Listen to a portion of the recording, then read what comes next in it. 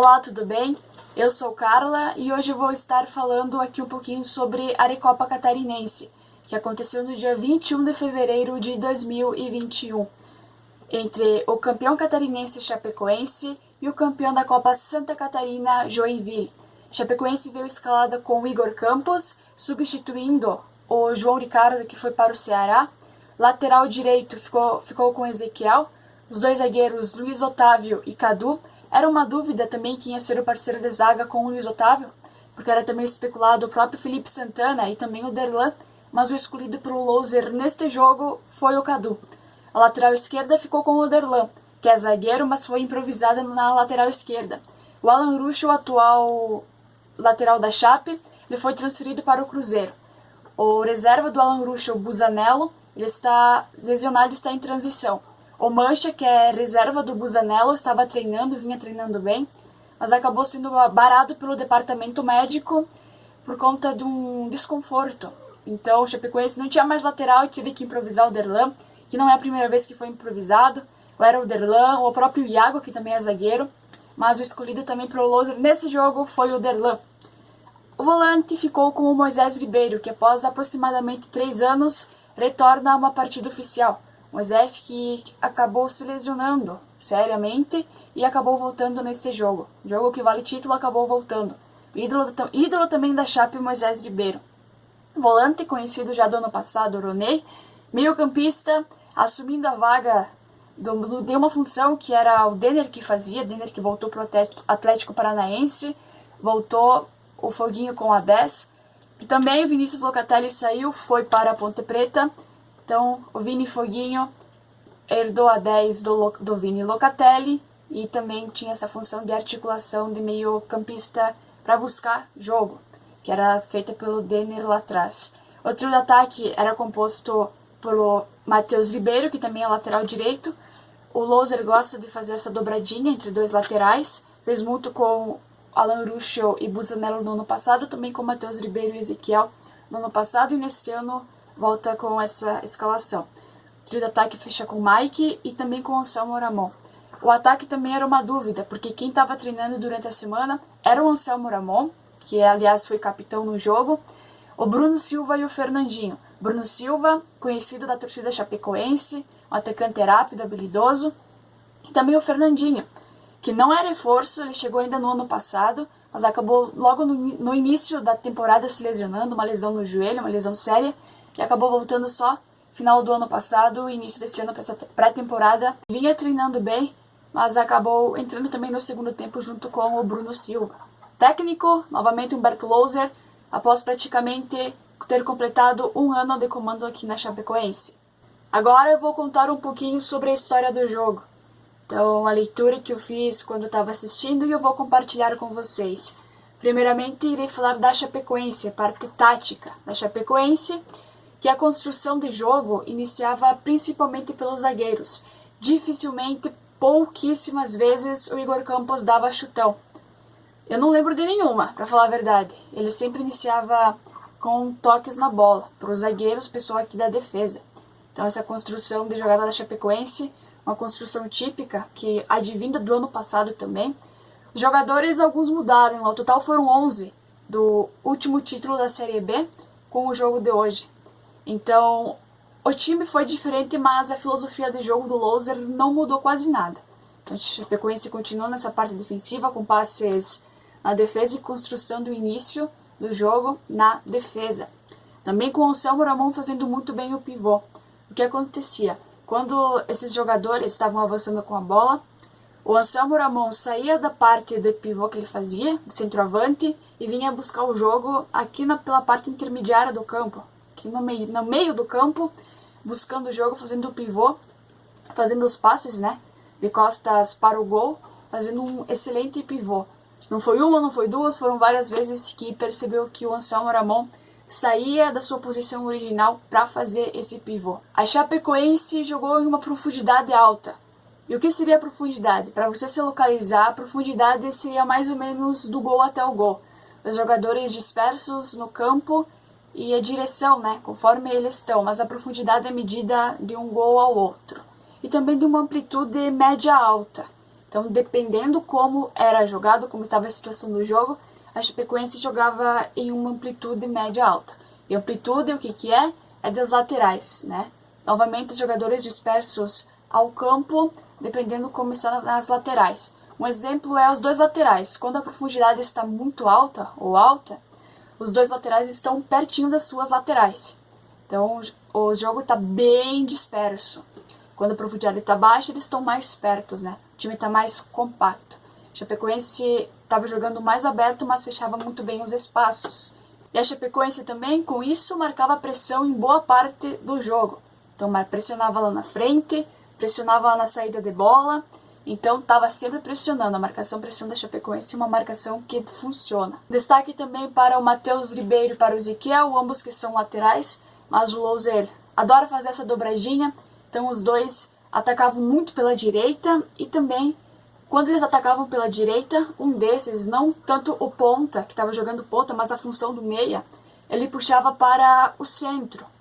Isso por quê? Para abrir linhas de passes. Abrir linhas de passes e talvez dispersar os outros jogadores e se puxar para a visão para o centro do jogo. O centro do jogo é onde que tem a bola e também um raio de 9 metros distantes da bola. O Chapecoense fez muito bem isso e também os principais ataques foram para o lado direito. Então, a força ofensiva da Chapecoense foi para o lado direito. Com a marcação-pressão da Chapecoense, o Joinville não teve outra alternativa a não ser a reposição de bola no chutão, fazendo com que seus jogadores de meio e ataque disputassem a bola.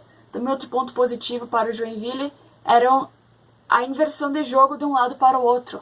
Não necessariamente de um lateral para outro lateral, mas até de um zagueiro para o lateral contrário. Então essa inversão de jogo foi principalmente crucial nos primeiros 20 minutos, que foi bem utilizada. Também um destaque para o jogador Banguelé, que foi contratado recentemente pela equipe do Joinville e deu bastante consistência no meio campo. Ele que é volante, então ele roubava muitas bolas e também fazia o jogo rodar. Eles marcavam em zona, buscando a pressão quando o jogador adversário estava com a bola. O que seria marcação em zona? Marcação zonais. O jogador que está na sua zona marca somente a sua zona. Ele não sai da sua zona para a outra. Ou seja, o zagueiro não vai até o meio campo para marcar. Ele fica somente a sua zona, né? Ele marca em linhas. As duas equipes jogaram no 4-3-3. Então a linha defensiva era com 4, mais à frente com 3 e o ataque com 3. E somente quando o adversário pegava a bola, eles saíam da linha defensiva, ou em qualquer linha que eles estavam, né, mas saíam da posição zona, para tentarem roubar a bola do adversário. O Joinville também jogou em uma profundidade alta e em uma amplitude média. Profundidade alta por quê? Porque a Chapecoense buscava muitos passes para trás. Então, com isso, eles tinham que subir o time e a profundidade se elevava. Eles abriam bastante buracos e a Chapecoense adora isso. Então, 1-1 finaliza o primeiro tempo, se inicia o segundo. O segundo iniciou com, aos 7 minutos, a Chapecoense fazendo um gol. Esse gol da Chapecoense é um gol interessante de ser analisado, pois é uma sobra que o jogador do Joinville tenta afastar. Uma disputa de bola, o jogador do Joinville, juntamente com o Roney da Chapecoense, o volante Condá consegue a disputa pela cabeça e dá o passe para o Ezequiel, lateral direito. O Ezequiel, com o Matheus Ribeiro mais à frente, passa para ele. Matheus Ribeiro com total liberdade para a bola, ergue a cabeça e cruza na área, buscando o Anselmo Ramon. Anselmo Ramon, que foi muito inteligente em só dar uma lasquinha na bola, e o Mike conseguindo chegar para finalizar. Pontos positivos da Chapecoense neste gol: a boa disputa de bola do Roney, o bom cruzamento do Matheus Ribeiro, o Anselmo Ramon fazendo muito bem o pivô e o esforço do Mike para não deixar a bola aí fora e sim conseguir finalizar para fazer o gol da Chape. Esse gol é muito parecido com o gol do Perotti no último jogo da Chapecoense contra o Confiança. O Joinville teve um ponto negativo e crucial para este gol da Chapecoense. Com o Anselmo Ramon passando de primeira, ele tira praticamente 2 jogadores do Joinville. O que acontece? Um zagueiro que estava marcando o Mike acaba deixando ele passar porque a bola dá esse contragolpe nele, e o zagueiro que está na direção, né, marcando possivelmente a bola, e também o Anselmo Ramon tem que se deslocar para marcar o Mike. Foi um erro frequente, um erro de acompanhamento do zagueiro, que não acompanhou e deixou o Mike praticamente quase que livre para finalizar. Já o gol do Joinville saiu em velocidade pela esquerda, local de carência da Chapecoense. E o Cadu, o zagueiro Cadu, acabou cometendo a falta dentro da área. Falta dentro da área é pênalti.